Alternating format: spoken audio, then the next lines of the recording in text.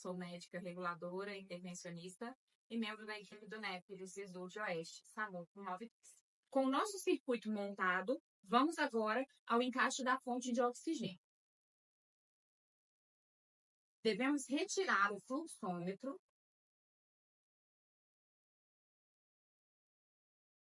e acoplar o conector.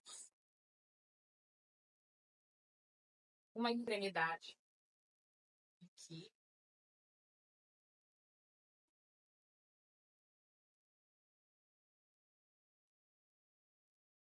E a outra extremidade.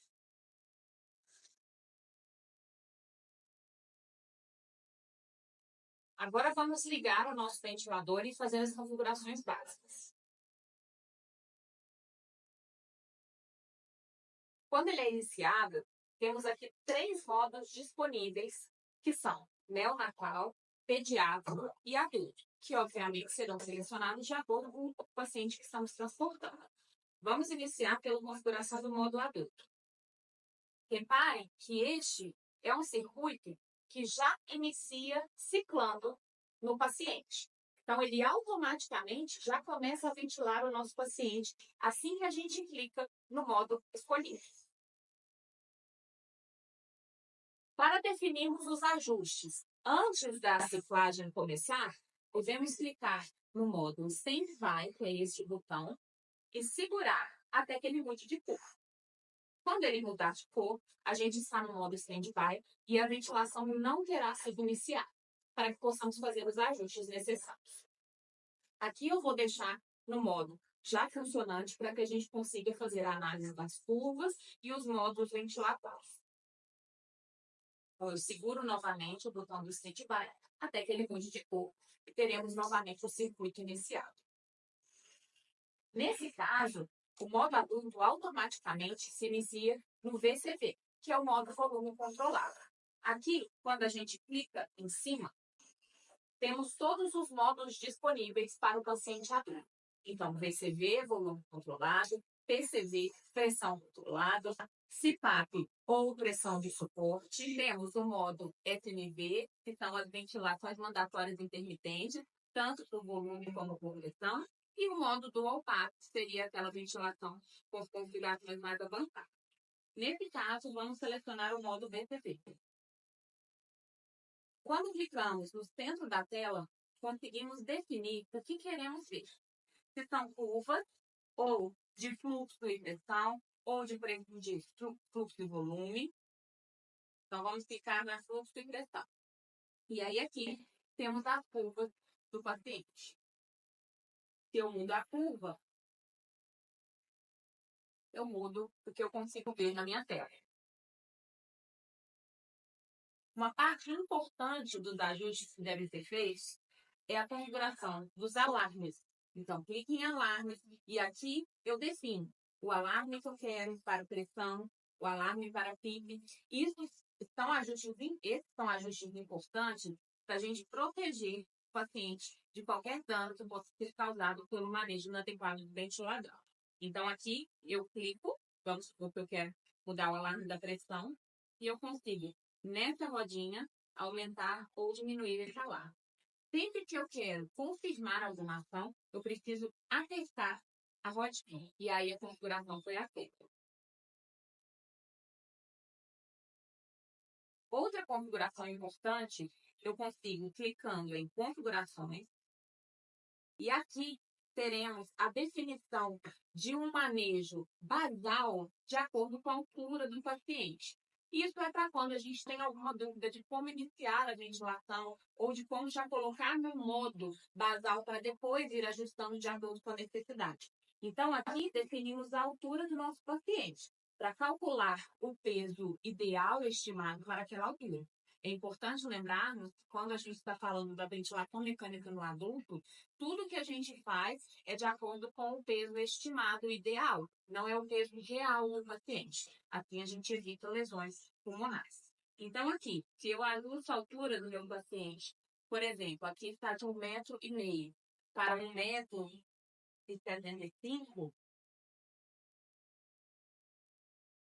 vejam a mudança que vai acontecer nos parâmetros. temos uma variação do volume corrente, temos outras alterações que automaticamente vão acontecer à medida que a gente configura a altura do paciente. Os dados que temos aqui são os manejos e ajustes que faremos de acordo com a necessidade daquele paciente. Então, volume corrente, para alterar, eu clico em cima, rodo, e para confirmar, clico na rodinha. Frequência. Vejam que automaticamente, quando a gente altera a frequência, eu também mudo o tempo inspiratório. Se eu estou no modo BCV e altero o volume total, o volume corrente, eu automaticamente também altero o fluxo. Então, precisamos ficar atentos aos ajustes que estamos fazendo e quais serão suas repercussões em outros parâmetros. A PIC também pode ser ajustada. Aqui temos um valor importante, o pico de pressão, a pressão máxima.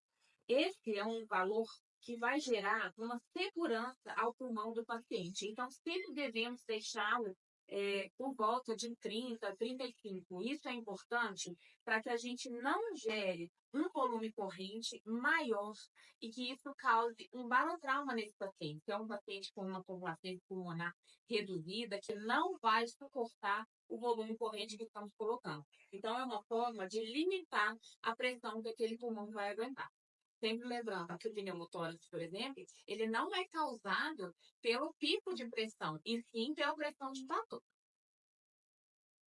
Quando a gente clica no botão, a gente passa para outra tela dos parâmetros. Então, aqui, conseguimos ajustar a pausa inspiratória, a gente consegue ver pelo gráfico que temos uma pausa, a gente pode zerar essa pausa.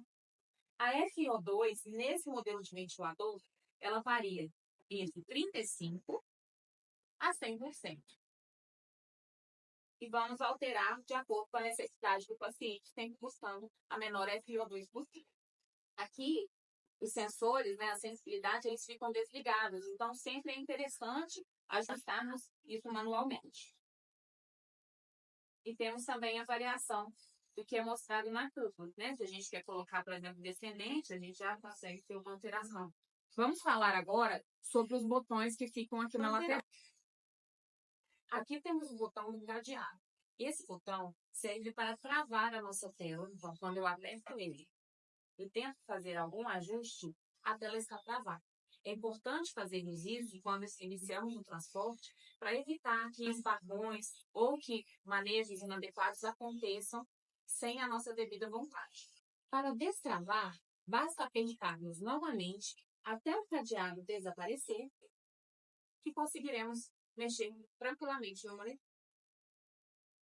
Quando o alarme é ativado, nesse caso ele está mostrando baixo fluxo de oxigênio e queremos silenciá-lo, devemos apertar o botão do sininho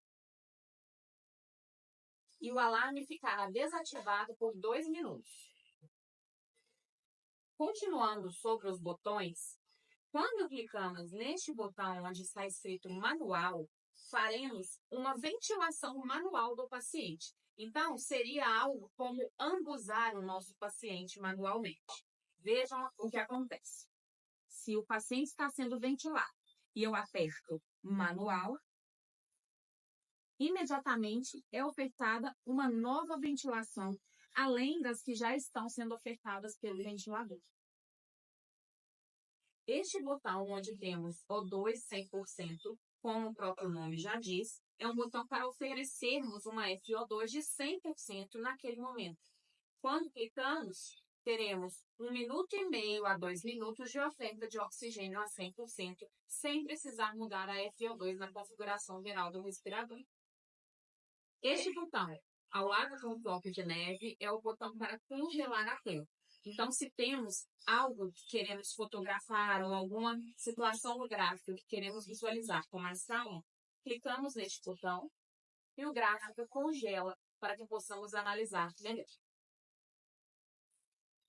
Para descongelar, basta clicar novamente. Um detalhe importante que temos nesse ventilador é a possibilidade de fazer a FO2 como se fosse um fluxômetro. Para os casos onde o paciente, por exemplo, foi extubado e queremos oferecer um oxigênio, seja numa máscara, até conseguirmos entubar novamente o nosso paciente. Então, clicamos no botão de Stand-by, deixamos no modo Stand-by, apertamos o botão de O2 a 100% e seguramos. E aqui nós temos um fluxômetro, como o fluxômetro que temos costume de utilizar na bala de oxigênio, que vai mostrar a quantidade de O2 que está sendo ofertada para aquele paciente, mesmo ele tendo sido extubado, até que consigamos novamente restabelecer a via aérea definitiva, acoplar ao respirador e retirar do modo. Basta fechar e sair do modo stand-by.